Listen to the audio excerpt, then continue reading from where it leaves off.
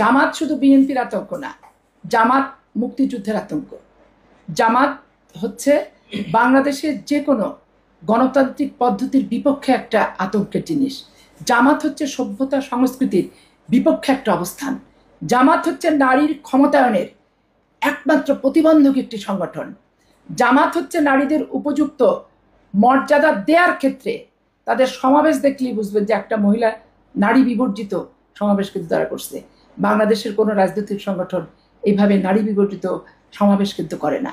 আপনি ওয়াজ নসিহত, তারপরে তাফসির থেকে শুরু করে যে বয়ানগুলো করে ইসলামিক জালসা, সেখানেও কিন্তু মহিলাদের জন্য আলাদা বন্দোবস্ত রাখা হয়, কিন্তু তারা কিন্তু এগুলো তো করে নাই। আবার প্রয়োজন বোধে তারা নারীদেরকে প্রত্যেকটা ক্ষেত্রে তারা ইউজও করছে। কিন্তু অনেক সময় বলছে হ্যাঁ পোশাকের স্বাধীনতা আছে, ভোটের জন্য তারা কত নিচে নামতে পারে, সাথে সাথে তাদের মানসিকতা চেঞ্জ করে দিচ্ছে, বক্তব্য চেঞ্জ করে দিচ্ছে, দিয়েটি আবার সেই ভোটটাও যাতে পায়, যাতে ক্লাবে যে সমস্ত কিশোর কিশোরীরা নাচ গান করে, কি ধরেন চিত্তবিনোদন করে, সেই ভোটটাও যাতে কোনোভাবে হাতছাড়া না হয়, সে ব্যাপারেও দেখবেন তারা বক্তব্য দিয়ে বসছে। আমি আপনাদের সাংবাদিকদের একটা সেমিনার, তাদের একটা গোল টেবিল আয়োজন দেখছিলাম। তো সেই গোল টেবিল আয়োজনের ভিতরে আওয়ামী লীগ নামধারী সাংবাদিকরা কিন্তু বেশি ছিল, এবং তারা বলছে না আমরা তো নারীদের কর্ম নিয়ে আমাদের কোনো বাধা নাই, বিপত্তি নাই।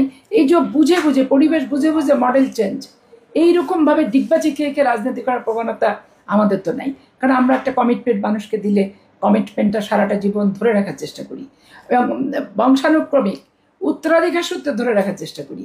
জিয়াউর রহমানের 19 দফা, জিয়াউর রহমানের সার্ক সম্মেলন, জিয়াউর রহমানের যে দর্শন, এগুলো বাদ দিতে আমরা কিন্তু রাজনীতি করছি না। বেগম জিয়া ওটা ধরেই আগিয়েছে।